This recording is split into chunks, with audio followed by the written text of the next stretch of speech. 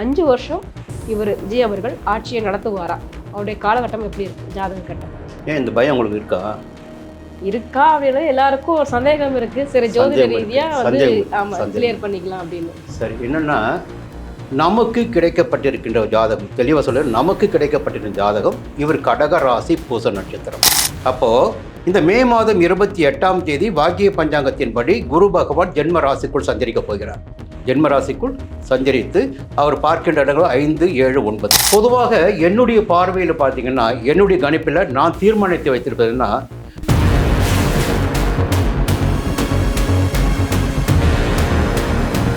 ஜென்ம ராசிக்குள் குரு சஞ்சரிக்கின்ற போதுதான் ஒரு மனிதனுடைய வாழ்க்கையில் ஒரு உச்சமான அனைத்து விஷயங்கள் நடக்கும். இப்போ மே மாதம் 28ஆம் தேதி இல்லைங்களா? ஆனால் என்ன நடக்கும் போது அக்டோபர் மாதம் 20ஆம் தேதி அதிசாரமாக, ஏன்னா 7ஆம் இடத்தை குரு பார்த்துருக்காரு, ஒரு புதிய நட்பு வட்டத்தை உருவாக்கி கொடுத்து. ஸ்டாலின் ஐயா அவர்களுடைய ஜாதகம் இதில் பேசும்போது பார்த்தீங்க அப்படின்னா, அவர் சொந்த தொகுதியில தோற்று போவார் அப்படின்றது யாருமே எதிர்பார்க்கவே இல்லை. ஸோ அவருக்கு இந்த தோல்வியை கொடுத்தது அஷ்டமத்த சனி தானே, இல்லை வேறு எதுவும் காரணம் இருக்கா சார்? தெளிவாக பேசியிருக்கேன் அவர். ஆமாம், நான் வந்து அவருடைய ஜாதகத்தில் கிட்டத்தட்ட 6 மாதமாக பேசுகின்ற போது ஒரு பெரிய இழப்புகள் அவருக்கு இருக்குன்னு சொல்லியிருந்தேன். எல்லோரும் வேறு மாதிரி பேசுனா, நீங்களும் ஒரு கேள்வி கேட்டீங்க. இந்த நவம்பர் 13க்கு பிறகு அவருக்கு ஒரு மாற்றம் இருக்குது. எப்படிங்க? குறைந்தபட்சம் ஏதாகிலும் ஒரு சட்டமன்ற தொகுதி, இப்போ திருச்சி காலியாக இருக்குதுன்னு வச்சுங்களேன், அங்கே நின்று கூட சட்டமன்ற உறுப்பினராக தேர்வு பெற்று மீண்டும் சட்டமன்றத்திற்கு வருவதற்கு வாய்ப்புகள் 100%. அதற்கு ஒரே ஒரு காரணம்,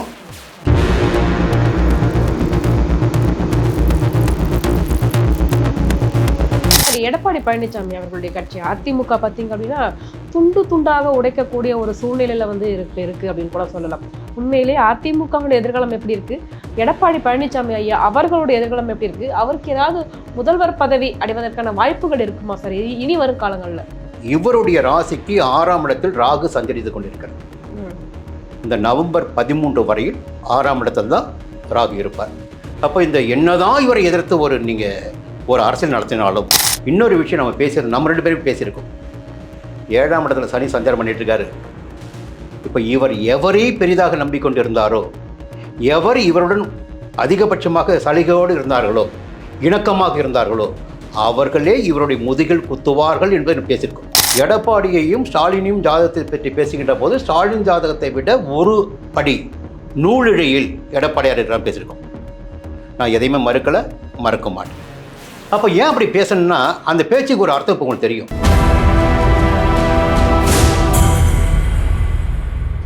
நேயர்களுக்கு வணக்கம். இன்றைய நேர்காணலில் நம்மோடு இணைந்திருக்கிறார் ஜோதிடர் திருக்கோயிலூர் பரணிதரன் அவர்கள். வாருங்கள் பேசுவோம். வணக்கம் சார். வணக்கம். இதுக்கு முன்னாடியே பார்த்தீங்க அப்படின்னா, நம்ம ஜோதிட கணிப்புகள் வந்து ஏற்கனவே பண்ணியிருந்தோம். எலெக்ஷனுக்கு முன்னாடி யார் ஜெயிப்பாங்க அப்படின்னு சொல்லிட்டு ஒரு கலவையான பதிலாக தான் வந்து நமக்கு இப்போ கிடைச்சிருக்குது. இப்போ வந்து திரு விஜய் அவர்கள் முதல்வராக அப்போ பொறுப்பேற்றுக் கொண்டார். ஸோ அந்த வகையில் பார்க்கும்போது இந்த ஆட்சி வந்துட்டு பெரும்பான்மை கிடைக்கல, சிறுபான்மை ஆட்சியாக தான் இருக்குது, எப்போது வேண்டுமானாலும் கலைக்கப்படும், மீண்டும் மறுதேர்தல் வரும், இந்த மாதிரி நிறைய விஷயங்கள் வந்து பேசப்பட்டுட்டு வருது. 5 வருஷம் இவர் விஜய் அவர்கள் ஆட்சியை நடத்துவாரா? அவருடைய காலகட்டம் எப்படி இருக்கு ஜாதக கட்டம்? ஏன் இந்த பயம் உங்களுக்கு இருக்கா அப்படின்னு எல்லாருக்கும் ஒரு சந்தேகம் இருக்கு. சரி, ஜோதிட ரீதியா வந்து ஆமா கிளியர் பண்ணிக்கலாம் அப்படின்னு. சரி, என்னன்னா ஒரு ஆட்சி அமைச்சாச்சு, ஒரு பரிபூர்ண மெஜாரிட்டியை வந்து சட்டமன்றத்தில் காட்டிட்டார். அவர் எதிர்பார்க்காத கட்சிகளும் அவருக்கு தேவையான சாதகமான நிலைக்கு வந்துட்டாங்க, கூட்டணிக்குள்ளேயும் வந்துட்டாங்க. கூட்டணிக்குள்ளே வந்த பிறகு யாரும் வெளியில் போக போகிறதில்ல, புரியுதுங்களா? இப்போ தேவையான விசிகாவாகட்டும், நம்ம பேசி கொண்டிருக்கின்ற நேரத்தில், இல்லை ஐஎம்யூவில் ஆகட்டும், இப்படி காங்கிரஸ் ஆகட்டும், இப்படி ஆட்சிக்குள்ளே வந்துட்டாங்க. இதற்கு மேலே நம்முடைய பார்வையில் நம்ம என்ன பண்ணுவோம்னா, ஒரு கட்சியுடைய தலைவர் அவருடைய ஜாதகம், அப்போ ஜாதகம்ன்ற போது தான் நம்ம தீர்மானிப்பது இது எப்படி இருக்கும், இவருக்கு இதன் பிறகு எப்படி இருக்கும், புரியுங்களா? இந்த 5 ஆண்டுகள் இவர் கடத்த முடியுமா? இப்போது கடந்த தேர்தலுக்கு முன்னாடி பார்த்திங்கன்னா ஒரு சின்ன விஷயம் சொல்லி ஆகணும். 7ஆம் இடத்துல ராகு இருக்கும்போதே முதல்வர் ஸ்டாலினை பற்றி, அன்றைய முதல்வர் ஸ்டாலினை பற்றி சொன்னேன். கூட்டணி கட்சியினர் முதல்ல குத்துவாங்க, சங்கடங்கள் ஏற்படும், நெருக்கடிகள் ஏற்படும், அவளை இணைத்து போவதற்கே மிகப்பெரிய போராட்டமாக இருக்கும் அப்படிலாம் சொல்லியிருந்தேன். இன்றைக்கும் அவருக்கு 7வது ராகு இருக்கார், புரியுங்களா? சிம்மராசி. இப்போ இவருக்கு என்ன ஆக போகுது என்பது இப்போ ஜாதக ரீதியாக பார்க்க வேண்டிய பலன். நமக்கு கிடைக்கப்பட்டிருக்கின்ற ஜாதகம், தெளிவாக சொல்ல, நமக்கு கிடைக்கப்பட்டிருக்கின்ற ஜாதகம் இவர் கடக ராசி பூச நட்சத்திரம். புரியுங்களா? ஜாதகத்தில் பார்த்தீங்கன்னா பக்காவாக 2 கிரகங்கள் அவருக்கு சாதகமாக இருக்குது. சுக்கிரன் வந்து ஆட்சியாக இருக்குது, ராகு உச்சமாக இருக்குது. பக்காவாக ஜாதகம் அவருடைய செல்வாக்கினை நிலைநிறுத்துகின்ற வகையில் ஜாதகம் இருக்குது. இந்த செல்வாக்கை நிலைநிறுத்துகின்ற அளவிற்கு ஜாதகம் இருந்தாலும் ஒவ்வொரு காலகட்டம் கோச்சார ரீதியாக கிரகங்கள் சஞ்சரிக்கின்ற போது அந்த பலன்களில் மாற்றம் ஏற்படும்.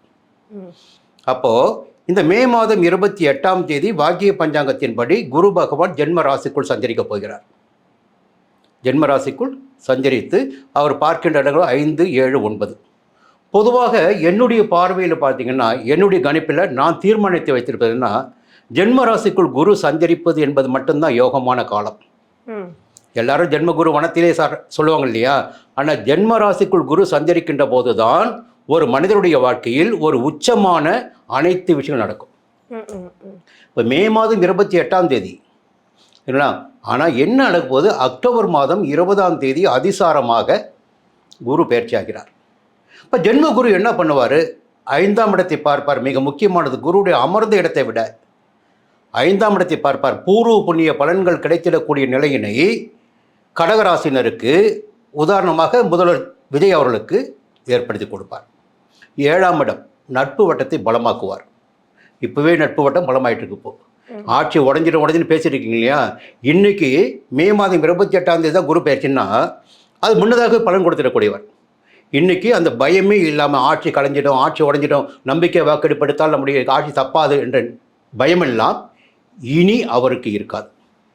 இந்த நேரத்தில் ஏன்னா 7ஆம் இடத்தை குரு பார்த்துருக்காரு, ஒரு புதிய நட்பு வட்டத்தை உருவாக்கி கொடுத்துடுவார். 9ஆம் இடத்துல சனி சஞ்சாரம் பண்ணிட்டுருக்கார். அந்த 9ஆம் பாக்கிய ஸ்தானத்தை இப்பொழுது குரு பார்க்க போகிறார். ஜென்ம குரு தாங்க. ஒருடைய வாழ்க்கையில் முன்னேற்றத்தை ஒரு மனிதன் அடைகின்றான் என்றால் ஜென்மகுரு காலத்தில் அலைவான். ஆனால் அலைச்சல் அதிகரிக்கும், பயணங்கள் அதிகரிக்கும், ஓய்வு இல்லாத நிலை இருக்கும், குடும்பத்தை கவனிக்க முடியாது. புரியுங்களா? இதையெல்லாம் ஒரு மனிதனுக்கு இருந்தால் மட்டும்தான் அந்த மனிதன் முன்னேற்றத்தை அடைய முடியும். ஜென்மகுரு வருகின்ற காலகட்டத்தில் தான் செல்வம், செல்வாக்கு, அந்தஸ்து, வீடு, மனை, யோகம் அத்தனை கிடைக்கும். மனுஷனுக்கு விஐபி என்ற அந்தஸ்து கிடைக்கும். அப்போது இந்த மே 28 அவருக்கு ஒரு யோகமான காலம். மற்றவருடைய பார்வையில் ஜென்மகுரு வந்து வேறு மாதிரி சொன்னாலும் என்னுடைய பார்வையில் ஜென்மகுருவின் பார்வைகள் அவருக்கு யோகமான பலன்களை கொடுக்கும். ஸோ அப்போ வந்து பார்த்தீங்க அப்படின்னா கூட்டணி கட்சிகள், இவர் கூட இருக்கிற கட்சிகள் வந்துட்டு பலமாகும், ரொம்ப பலமாயிடும் இல்லையா? ரொம்ப ஸ்ட்ராங் ஆயிடும், பலமாயிடும். அதில் எந்த விதமாக பிரச்சனை இவரோட ஆட்சியை கவிழ்க்கணும் அப்படின்னு நினைக்கிறவங்களுடைய திட்டம் பலிக்காது. இந்த நேரத்தில் பலிக்காது. சரி, இன்னொன்று இருக்கு இல்லையா? அடுத்த ஒரு விஷயத்தை பார்த்தாகணும். இப்போ நம்ம ஒரு கிரகத்தை வச்சு பேசிட்டு இருக்கோம். கடந்த பதிவின் போது ஒரு விஷயம் சொன்னேன், ஷார்ப்பாக சொன்னேன். என்னென்னா, எடப்பாடியாரை பற்றி பேசணும், ஸ்டாலினை பற்றி பேசணும். ஆனால் இவரை பற்றி அதுவே பேசலை கடந்த பதிவில். ஆனால் ஒன்று சொல்லியிருந்தோம், 30 ஆண்டுகளுக்கு ஒரு முறை தான் சனி வந்து பலன் அதிகமாக கொடுப்பாரு, ஒரு திருப்புமுனை ஏற்படுத்துவார். அந்த திருப்புமுனை வந்து 9ஆம் இடத்துல சஞ்சரிக்கும் போது மட்டும்தான். 9ஆம் இடத்துல சனி சஞ்சரிக்க ஆரம்பிச்சிருக்க கடகராசினருக்கு. அப்போது பொதுவாக சனியுடைய பார்வைகள் தீது பண்ணும் என்றாலும் 9ஆம் இடத்தில் சஞ்சரிக்கின்ற போது 3, 6, 11ஆம் இடங்களை சனி பார்க்கின்ற போது தைரியத்தையும், பலத்தையும், வேகத்தையும், சக்தியையும், திறமையும், அந்தஸ்தையும் கொடுப்பார். புரியுங்களா? அந்த 9ஆம் பாக்கிய சனி வந்து மீனத்தில் சனி பகவான் சஞ்சரித்து கொண்டிருக்கின்ற காலம் வரையில் இவருக்கு ஒரு யோகம் இருக்குது. இப்போ ஜென்ம ராசிக்குள் குரு சஞ்சரிக்கின்ற போது ஒரு யோகம் இருக்குது. புரியுங்களா? ஆனால் இந்த ஒவ்வொரு கிரகத்திற்கும் ஒரு காரகத்துவம் உண்டு. அந்த கிரக பயிற்சிகளின் போது நிறையவே மாற்றங்களை சந்திக்க வேண்டியதாக இருக்கும். நவம்பர் மாதம் 13ஆம் தேதி ராகு கேது பயிற்சி. இப்போ குருவை நம்பிடலாம், சனி நம்பிடலாம். அதுவே அக்டோபர் 20 குரு மாறிடுவார். அந்த 7ஆம் இடத்துக்கு பலம் கிடையாது அக்டோபர் 20க்கு பிறகு. புரியுங்களா? நவம்பர் 13 வருகின்ற போது 2ஆம் இடத்தில் இருக்கின்ற கேது ஜென்ம ராசிக்குள்ளே வருவார். 8ஆம் இடத்தில் இருக்கின்ற ராகு 7ஆம் இடத்துக்கு போவார். நல்லா புரிஞ்சுக்கிடுங்க, எல்லோருமே தெரிஞ்சிக்க வேண்டிய ஒரு விஷயம், இந்த ஜென்ம ராசிக்குள்ள கேது சஞ்சரிக்கின்ற போது மட்டும்தான் ஒரு மனிதனுடைய வாழ்க்கையில் அத்தனை விதமான சங்கடங்களும், நெருக்கடிகளும், போராட்டங்களும், பிரச்சனைகளும், அவமானங்களும் எல்லாம் நேரும். கிராமத்தில் பார்த்திங்கன்னா சூனியம் வச்சுட்டாங்க, வைப்பு வச்சுட்டாங்கன்னு பேசுவாங்க. அது கிடையவே கிடையாது. அதுக்கு வாய்ப்புகளே கிடையாது. ஒரு ஜாதகருடைய ஜாதகத்திற்குள் ராசிக்குள் எப்பொழுது கேது சஞ்சரிக்கிறாரோ அந்த காலகட்டத்தில் அந்த ஜாதகருக்கு வாழ்க்கையில் எத்தனை விதமான சோதனைகள் இருக்கிறதோ அத்தனை சோதனைகளும் நடந்தேறும். இப்போ சிம்மராசிக்கு ஜென்மகேது. இப்போ ஜென்ம கேது, அவர் ஸ்டாலினை பற்றி முதல்ல நிறைய பேசியிருக்கேன். ஆமாம். கடந்த 19 கேதுவையும் சனியும் மட்டும் தான் பேசியிருந்தேன். நிச்சயமாக பெரிய படிப்பினை அனுபவிக்கூட இருந்தது. இப்போ பார்த்து நவம்பர் 13க்கு பிறகு நீங்கள் என்ன தான் செல்வாக்காக இருங்க, ஜென்ம ராசிக்குள்ள கேது வருது. இவர் கடகராசி பூச நட்சத்திரம் என்பது உண்மையாக இருந்தால் புரியுங்களா, நமக்கு கிடைக்கிற ஜாதகம் வந்து கடகராசி பூச நட்சத்திரம், ஜென்ம ராசிக்குள் கேது வருகிறது. அதே நேரத்தில் சப்தமஸ்தானமான 7ஆம் இடத்தில் நட்பினை குறிக்கின்ற இடத்தில் ராகு போகிறார். புரியுதுங்களா? அப்போது இந்த கடந்த காலகட்டத்தில் நட்புகளிடையே எத்தனை சங்கடங்களை மு.க. ஸ்டாலின் அவர் சந்தித்து வந்தாரோ, உடன் இருந்தவர்களால் எத்தனை சங்கடங்களை சந்தித்து வந்தாரோ, அத்தனை சங்கடங்களையும் இனி நவம்பர் 13க்கு பிறகு எதிர்பாராத வகையில் முதல்வர் விஜய் அவர்கள் சந்திக்க வேண்டியதாக இருக்கும். இப்போது ஒரு பெரிய கனவு இருக்குல்ல, பிம்பம் ஒன்று இருக்கு இல்லைங்களா, இந்த பிம்பம்ன்ற வார்த்தை நான் சொல்கிறது முதல்ல. அப்போது இப்போ ஒரு இமேஜ் வந்துடுச்சு, அவருக்கு ஆட்சியை கவிழ்க்க முடியாது, ஆட்சி திருப்பி வந்து ஓட்டெடுப்பு வச்சாலும் அவர் வெற்றி பெற்று விட முடியும். ஆனால் நவம்பர் 13க்கு பிறகு ஜென்மராசிக்குள்ள கேது சஞ்சரிக்கின்ற போது அந்த ஜாதகருக்கு சங்கடங்களை ஏற்படுத்தி கொடுப்பார். 7ஆம் இடத்துல ராகு சஞ்சரிப்பதால் எவரை இவர் நம்பிக்கொண்டிருக்கிறாரோ, எவர் பக்கபலமாக இருப்பார்கள் நம்புகிறாரோ, அவர்களே இவருக்கு எதிராக மாறக்கூடிய வாய்ப்பு நிச்சயமாக வரும். ஓகே. அப்போ ஒரு நவம்பருக்கு பிறகு ஒரு மாற்றம் ஏற்பட வாய்ப்புகள் இருக்கிறது. ஜாதக ரீதியாக இவர் கடகராசி என்று உண்மையாக இருந்தால் நிச்சயமாக நவம்பருக்கு பிறகு ஒரு மாற்றம் இருக்கும். ஸோ இவருடைய ஆட்சி காலத்தில் பார்த்தீங்க அப்படின்னா வளங்கள்லாம் எப்படி இருக்கும் சார்? ஏன்னா வந்து குற்றங்கள் நிறைய நடக்குது அப்படின்ற மாதிரிலாம் நிறைய பிரச்சனை. மக்களுடைய வாழ்க்கை தரம் எப்படி இருக்கும் இவருடைய இந்த ஆட்சி காலத்தில் சார்? இது இவருடைய ஆட்சி காலம் என்று சொல்வதை விட இந்த பராபவ ஆண்டு பற்றி முதல்ல பேசியிருக்கணும். பராபவ ஆண்டு பற்றி ஒரு பலன் பேசியிருக்கோம். பேசுகின்ற போது நிறைய சம்பவங்கள் நடக்கும். காவல்துறையுடைய செல்வாக்கு மீண்டும் கையில் எடுப்பாங்க. சட்டம் ஒழுங்கு பாதுகாக்கப்படும். காவல்துறையில் புதிய புதிய பிரிவுகள் ஏற்படுத்தப்படும். அப்போ சட்டம் ஒழுங்கை பாதுகாக்கின்ற அளவிற்கு நடவடிக்கைகள் இருக்கும். புரியுங்களா? வளங்களை பார்ப்போம். நம்ம என்ன இவர் தனிப்பட்ட ஜாதகம் பேசிகிட்டு இருக்கோம். புரியுங்களா? இன்னும் மையப்புள்ளிகள் பார்க்கின்ற போது இப்போ எடப்பாடியை பற்றி பேசுகிறோம், ஸ்டாலினை பற்றி பேசுகிறோம். இவர் 2 பேர் ஜாதகத்தை கம்பேர் பண்ணி பேசும்போது இதை விட இவர் ஜாதகம் எல்லாரும் சொல்கிறோம். ஆனால் அவருடன் இருப்பவருடைய ஜாதகம் நமக்கு தெரியாதுல்ல. புரியுங்களா? இவருடன் அங்கம் வகிப்பவர்கள் அவருடைய நிலைப்பாடு என்ன, அவர்களுடைய துறையினுடைய நிலைப்பாடு என்ன, அவர்களுக்கு எந்த நிலைப்பாடு இருக்கிறது, அது அவரையும் பார்க்கணும். புரியுங்களா? இவர் தலைமை தாங்கி கொண்டிருக்கிறார். இந்த ஆட்சி நடந்து கொண்டிருக்கிறது. இந்த ஆட்சி இப்போ நன்றாக போய் கொண்டிருக்கும். ஒரு கூட்டணி வந்திருக்கிறது. புரியுங்களா? இந்த கூட்டணிக்கும் பார்த்தீங்கன்னா நவம்பர் 13க்கு பிறகு ஒரு மாற்றம், கூட்டணிக்குள்ளும் சலசலப்பு ஏற்படுவதற்கு வாய்ப்புகள் வரும். கண்டிப்பாக. இதுதான். இப்போ அடுத்தபடியாக பார்த்தீங்க அப்படின்னா ஸ்டாலின் ஐயா அவர்களுடைய ஜாதகம் இதில் பேசும்போது பார்த்தீங்க அப்படின்னா அவர் சொந்த தொகுதியில் தோற்று போவார் அப்படின்றது யாருமே எதிர்பார்க்கவே இல்லை. ஸோ அவருக்கு இந்த தோல்வியை கொடுத்தது அஷ்டமத்த சனி தானே, இல்லை வேறு எதுவும் காரணம் இருக்கா சார்? இப்போது சனி திசை சனி புத்தி போயிட்டுருக்குங்க ஜாதகத்தில். நம்ம தெளிவாக பேசியிருக்கோம் அவர்கிட்ட. ஆமாம். நான் வந்து அவருடைய ஜாதகத்தில் கிட்டத்தட்ட 6 மாதமாக பேசுகின்ற போது ஒரு பெரிய இழப்புகள் அவருக்கு இருக்குன்னு சொல்லியிருந்தேன். எல்லோரும் வேறு மாதிரி பேசினா நீங்களும் ஒரு கேள்வி கேட்டீங்க, உடல் ரீதியாக பாதிப்பு வருமா? அப்படிங்களா? இந்த கேள்வி கேட்டீங்க. நிச்சயமாக தவறான கருத்து அது. அந்த கேள்வி வைக்க வேண்டாம். 8ஆம் இடத்தை சனி வருகின்ற போது உயிரை மட்டும்தான் எடுப்பாடு கிடையாது, வேறு இழப்புகளை ஏற்படுத்தக்கூடிய வாய்ப்புகள் உண்டு. ஒவ்வொரு கிரகத்திற்கும் காரகத்துவங்கள் என்பது நிறையவே இருக்குது. ஏதாகிலும் ஒன்றில் கையை வைக்கும் அந்த கிரகம். ஒரு மனிதனுக்கு அவமானம் ஏற்பட்டு விட்டாலே மரணத்திற்கு சமமானது தான். புரியுதுங்களா? இப்போ இந்த தோல்வி என்பது அவருக்கு பார்த்தீங்கன்னா ஒரு அவமானம். நம்ம என்ன பேசியிருந்தோம் முதல்ல, இவர் என்ன கிரகங்கள் வேணால் இருக்கட்டும், 8ல் சனி வந்துட்டார். சனி வந்து சுயமாக சஞ்சாரம் பண்ணிட்டு இருக்கார். குரு பார்வை கிடையாது. தேர்தல் நடக்கின்ற காலகட்டத்தில் ஜென்ம ராசிக்குள்ளே கேது இருக்கார். கேது வந்து எப்படி விடுவார்? புரியுங்களா? கேது வந்து வாழ்க்கையில் அத்தனை விதமான படிப்பினைகளையும் கொடுத்து நீ யாரையெல்லாம் நம்பிக்கொண்டிருந்தாயோ, யாரையெல்லாம் பெரிதாக எண்ணிக்கொண்டிருந்தாயோ அவர்களுடைய சுயரூபத்தை தெரிந்து கொள். இப்போ இன்னும் ராகு 7 விட்டு போகலிங்க. ஜென்மத்துக்குள்ளே கேது இருக்கார். நவம்பர் 13 தான் ராகு கேது பயிற்சி. அதுக்குள்ளே இவர் நிறைய போராட்டங்களையும் சங்கடங்களையும் யாரை நம்பிக்கொண்டிருந்தாரோ அவர்களால் புரியுங்களா மன உளைச்சலையும் இவர் சந்திக்க வேண்டியதாக இருக்கும். நிச்சயமாக வந்து இவர் சாதகமான காலகட்டம் கிடையாதுங்க. அவருக்கு இந்த காலகட்டம் கோச்சார ரீதியாக சாதகமான காலகட்டம் கிடையாது. ஆனால் ஆரோக்கியமான காலகட்டம். மீண்டும் சொல்கிறேன், ஒரு நல்ல தகவல் சொல்கிறேன். இந்த நவம்பர் 13க்கு பிறகு அவருக்கு ஒரு மாற்றம் இருக்குது. எப்படிங்க? குறைந்தபட்சம் ஏதாகிலும் ஒரு சட்டமன்ற தொகுதி, இப்போ திருச்சி காலியாக இருக்குது வச்சுங்களேன், அங்கே நின்று கூட சட்டமன்ற உறுப்பினராக தேர்வு பெற்று மீண்டும் சட்டமன்றத்திற்கு வருவதற்கு வாய்ப்புகள் 100% இருக்கு. அதற்கு ஒரே ஒரு காரணம், ஜென்ம ராசிக்குள் சஞ்சரித்து கொண்டிருக்கின்ற கேது இடம் மாறுவது, சப்தமஸ்தானத்தில் சஞ்சரித்து கொண்டிருக்கின்ற ராகு 6ஆம் இடத்துக்கு வருவது.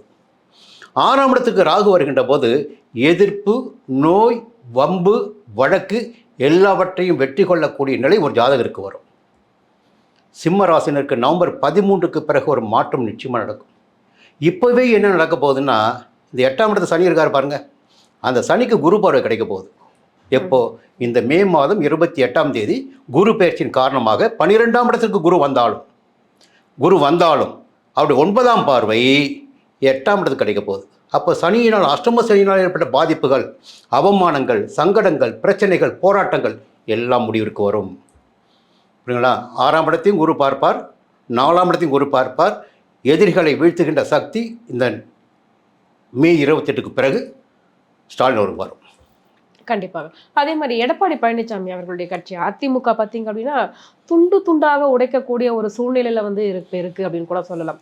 உண்மையிலே அதிமுகவுடைய எதிர்காலம் எப்படி இருக்கு, எடப்பாடி பழனிசாமி ஐயா அவர்களுடைய எதிர்காலம் எப்படி இருக்கு, அவருக்கு ஏதாவது முதல்வர் பதவி அடைவதற்கான வாய்ப்புகள் இருக்குமா சார் இனி வரும் காலங்களில்? ஒரு விஷயம், நம்ம என்னதான் பேசினாலும் முதல்ல ஜாதகம் பேசிடுவோம். அப்படிங்களா? ஜாதகம் பேசிடுவோம். அவர் கன்னிராசி அஸ்த நட்சத்திரம். நான் ஒரு ஆண்டாக அவருடைய ஜாதகத்தை பேசிகிட்டு இருக்குங்க. எப்போ ஓபிஎஸ் காலகட்டத்திலிருந்து அவரை யாரெல்லாம் எதிர்த்தார்களோ அந்த நேரத்தில் எல்லாம் அவர்களால் இவரை ஒன்றுமே செய்ய முடியாது, எடப்பாடி தான் செல்வாக்கோடு திகழ்வார், எடப்பாடி வெற்றி அடைவார், இவரை எதிர்ப்பவர்கள் வெளியில் போயிடுவாங்க, செல்வாக்கு இழந்து போவாங்கன்னு பேசிகிட்டு இருந்தால் இன்றைக்கி பேசிகிட்டு இருக்கேன். அதற்கு என்ன ஒரே ஒரு காரணம், மையப்புள்ளின்னு பார்த்தீங்கன்னா, இவருடைய ராசிக்கு 6ஆம் இடத்தில் ராகு சஞ்சரித்து கொண்டிருக்கிறார். இந்த நவம்பர் 13 வரையில் 6ஆம் இடத்தில் தான் ராகு இருப்பார். அப்போ இந்த என்னதான் இவரை எதிர்த்து நீங்கள் ஒரு அரசியல் நடத்தினாலும், உள்ளிருப்பவர்களே அரசியல் நடத்தினாலும் இவரை ஒன்றும் செய்ய முடியாது. இன்னொரு விஷயம் நம்ம 2 பேரும் பேசியிருக்கோம். 7ஆம் இடத்துல சனி சஞ்சாரம் பண்ணிட்டு இருக்காரு. இப்போ இவர் எவரை பெரிதாக நம்பிக்கொண்டு இருந்தாரோ, எவர் இவருடன் அதிகபட்சமாக சலுகையோடு இருந்தார்களோ, இணக்கமாக இருந்தார்களோ, அவர்களே இவருடைய முதுகில் குத்துவார்கள் என்பதை பேசியிருக்கோம். புரியுதுங்களா? இந்த கண்டக சனி வந்துட்டாவே கணவன் மனைவி உறவே உடையும், நட்பு வட்டம் உடையும். இப்போ வேலுமணி எதிர்பார்த்துருப்பீங்களா இவருக்கு எதிர்பார்ப்பு போவார்னு? விஜயபாஸ்கர் எதிர்பார்த்துருப்பீங்களா? சிவிஎஸ் எதிர்பார்த்துருப்பீங்களா? பார்த்தீங்கன்னா ஒரு நம்பிக்கைக்குரிய மனிதர்களாக வேலுமணியும் எடப்பாடியும் வேறு கிடையாது, நகமும் சதையும். அப்படிப்பட்ட வேலுமணி எதிரணிக்கு போகிறாரு. அது காரணம் அவரோ இவரோ கிடையாது, 7ஆம் இடத்தில் சஞ்சரித்து கொண்டிருக்கின்ற சனி. புரியுங்களா? அப்போது இதற்கு முன்னதாகவே நம்ம தகவல் சொல்லியிருக்கோம் ஆச்சுங்களா? அப்போது இன்னொரு விஷயம் பேசணும். அந்த நேரத்தில் எடப்பாடியையும் ஸ்டாலினையும் ஜாதகத்தை பற்றி பேசுகின்ற போது ஸ்டாலின் ஜாதகத்தை விட ஒரு படி நூலிழையில் எடப்பாடியார் இருக்கிறான் பேசியிருக்கோம். நான் எதையுமே மறக்க மாட்டேன். அப்போ ஏன் அப்படி பேசணும்னா, அந்த பேச்சுக்கு ஒரு அர்த்தம் இப்போ உங்களுக்கு தெரியும். ஒரு எதிர்கட்சியாக இருந்தவர், பெரிய அரசியல் செய்யாதவர், உள்கட்சி குழப்பத்தையே சமாளித்து கொண்டிருந்தவர் ஒரு தொகுதியில் நிற்கிறாரு, தமிழகத்திலே அதிகமான வாக்கு வித்தியாசத்தில் வெற்றி பெறுகிறார் அவருடைய ஜாதகப்படி. அதே நேரத்தில் 5 ஆண்டு காலம் முதல்வராக இருந்தவர், மிகப்பெரிய நம்பிக்கையோடு இருந்தவர், 22 கட்சிகளை கூட்டணி வைத்துக் கொண்டிருந்தவர், மிகப்பெரிய செல்வாக்கோடு இருந்ததாக காட்டிக்கொண்டவர். அவர் மிகப்பெரிய தோல்வி அடைகிறார் அவர் சொந்த தொகுதியில். அப்போ என்னென்ன கடத்து நடந்தது? நம்ம பேசியது என்னாச்சு? இப்போது கிரகங்கள் அதோடைய வேலை செய்யுது, அவரை வெற்றி பெற வைத்திருக்கிறது, தனிப்பட்ட முறையில் இவர் தோல்வி அடைய வைத்திருக்கிறது. சரி, இந்த காலகட்டம் எப்படி இருக்கும்? தேர்தல் நடைபெற்ற காலகட்டம் என்ன? அப்படி பார்க்கின்ற போது 10ஆம் இடத்துல குரு. இப்போது ஒரு வலிமை நம்ம புரிஞ்சுக்கிட்டே ஆகணும். சில விஷயத்தை நம்ம மைனஸ் இருந்தாலும் திருப்பி ஒரு கணக்கு போட்டாகணும். ஏன் இந்த தோல்வி வந்துச்சு? 10ல் குரு தோல்வி கொடுத்தார், 6ல் இருந்த ராகு வெற்றி கொடுத்தார், 10ல் குரு பதவியை பறிப்பான்னு சொல்லுவாங்க, தோல்வி கொடுத்துட்டார். அப்போ இன்னும் 7ஆம் இடத்துல தான் சனி பகவான் சஞ்சாரம் பண்ணிட்டுருக்கார். இன்னும் 7ஆம் இடத்துல நண்பர்களுக்கும் இவருக்கும் உள்கட்சிக்குள்ளே பூசல் ஓடிக்கிட்டு இருக்கு. சரி, இந்த மே மாதம் 28ஆம் தேதி 10ஆம் இடத்து குரு 11ஆம் இடமான லாபஸ்தானத்தில் உச்சமாக சஞ்சரிக்கப் போகிறார். அப்போது கன்னிராசினருக்கு மே 28க்கு பிறகு ஒரு யோக காலம் பிறக்கிறது. நம்ம ஜாதகம் தான் பேசிகிட்டு இருக்கோம். அப்போ எடப்பாடியாருடைய ஜாதகம் கன்னிராசி, அவர் கோச்சார ரீதியாக மே 28க்கு பிறகு லாபஸ்தானத்திற்கு வருகின்ற குரு ஒரு யோகத்தை கொடுக்க போகிறார். எப்படி யோகத்தை கொடுக்க போகிறார் பார்த்தீங்கன்னா, முதல்ல 7ஆம் இடத்தை பார்த்துறாரு. இந்த 7ஆம் இடத்தை சனி பண்ணிட்டு இருக்காரு பாருங்க கஷ்டத்தை, இந்த நட்பு வட்டத்தில். இப்போவே பார்த்தீங்கன்னா விஜயுடைய அமைச்சரவையில் பதவியேற்று விட முடியும் என்ற நம்பிக்கையோடு 25 பேர் போனாங்க. இப்போ அவங்க அப்படியே வந்து யூட்டர்ன் அடிக்க வேண்டிய சூழ்நிலை வந்துட்டு இருக்கு. இப்போ தாம் செய்தது தவறு, தம்முடைய தலைமைக்கு கட்டுப்பட வேண்டும் என்ற எண்ணத்துக்கு ஒருத்தர் வந்துட்டு இருக்காங்க. இப்போ இதுக்கெல்லாம் என்ன காரணம்? அவங்க காரணம் கிடையாது, இவர் காரணம் கிடையாது. சனி 7ல் இருந்தார், நட்பை உடைச்சார். இப்போ அந்த 7ஆம் இடத்தில் இருக்கின்ற சனியை குரு பார்க்க போகிறார். அப்போது எவரெல்லாம் இவருக்கு எதிராக களமாடினார்களோ அவர்கள் எல்லோருமே மனம் மாறி இவர் பின்னால் வருவதற்கு மீண்டும் வருவதற்கு வாய்ப்புகள் உண்டு. ஒன்று. அப்போ 11ஆம் இடத்து குரு வந்து பலமாக போகுது. 3ஆம் இடம் தைரியஸ்தானத்தை வீரியஸ்தானத்தை பார்க்க போகுது. 5ஆம் இடத்தை பார்க்க போகுது, பூர்வ புண்ணிய பலன்களை. அப்போது இனி வரும் காலம் எடப்பாடியாருக்கு யோகமான காலமாக இருக்கும். இந்த அரசியல் குழப்பத்திற்கு ஒரு முடிவு கிடைத்திடக்கூடிய நேரமாக இருக்கும். கண்டிப்பா. இப்போ ராகு கேது பயிற்சி பற்றி பேசணும்ல. இப்போ ராகு 6ல் இருக்காரு. நவம்பர் 13 வரையில் அவருடைய செல்வாக்காக தான் இருப்பார். அவருடைய தன்னை மாற்றிக்கொள்ள மாட்டார். எல்லாம் அவருடைய என்ன சொல்லுவாங்கன்னா, அவர் தன்னுடைய ஒரே விடாப்பிடியாக இருக்கிறவர், அடம்ட்டாக இருக்கார், யார் சொல்கிறது கேட்கறதில்ல, மற்றொரு கருத்துக்கு மதிப்பு கொடுக்குறதில்ல. அதுக்கான 6ஆம் இடத்து ராகு. சரி, 6ஆம் இடத்து ராகு 5ஆம் இடத்துக்கு வரப்போகிறார் நவம்பர் 13. சரி, அதோட முடிஞ்சு போச்சு. நவம்பர் 13 11ஆம் இடத்துக்கு கேது போகிறார். ஒரு பக்கம் ஒரு கிரகம் கொஞ்சம் பிரச்சனை உண்டாக்கினாலும் மற்றொரு கிரகம் பேலன்ஸ் பண்ணிவிட்டு இவருக்கு செல்வாக்கை நீடிக்கும். சரிங்களா? பிரச்சனைகள் கிடையாது. சொல்லுங்க. அப்புறம் ஸோ அடுத்தபடியாக பார்த்தீங்கன்னா பிரச்சனைகள் இல்லை அப்படின்னா இதுக்கப்புறம் ஏதாவது மாற்றங்கள் ஏற்படுவதற்கான வாய்ப்புகள் இருக்கும் அப்படின்னு எடுத்துக்க முடியுமா சார்?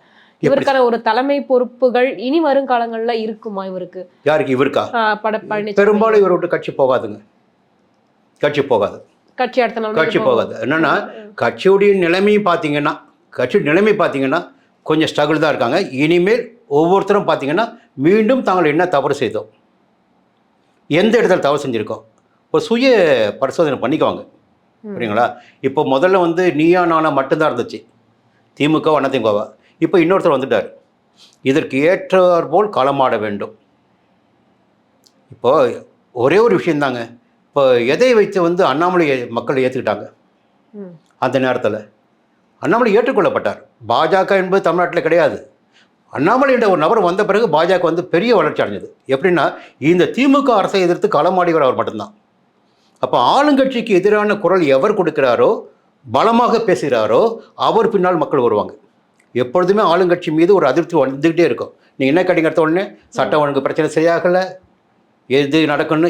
ஆட்சி இப்போ தானே அமைஞ்சிருக்கு, பார்ப்போம். இன்னும் ஒவ்வொரு நாளும் பார்ப்போம், என்ன நடக்க போகுதுன்னு பார்ப்போம். அதற்கு பிறகு இந்த பிரச்சனைகள் எப்படி மாறுதுன்னு பார்ப்போம்.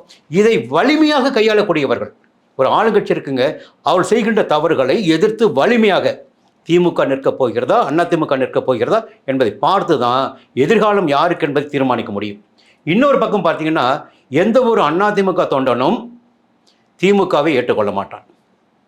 திமுகவை எதிர்த்து உருவாக்கப்பட்ட கட்சி தான் அதிமுக. இப்போ தலைவர்கள் அவருடைய வசதிக்காக வந்து அங்கே போய் சரணடைஞ்சாலும் எந்த தொண்டனும் அந்த இணைவினை ஏற்றுக்கொள்வதற்கு வாய்ப்பே கிடையாது.